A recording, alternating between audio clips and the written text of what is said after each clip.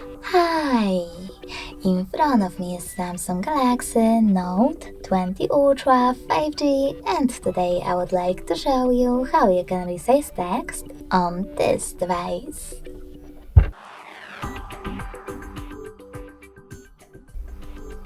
You need to begin by opening Settings. In them, scroll down just a bit and tap on Display. Now you need to scroll down again, select Font Size and Style, and lastly swipe left or right on this font size slider in order to adjust it. You can see a preview above.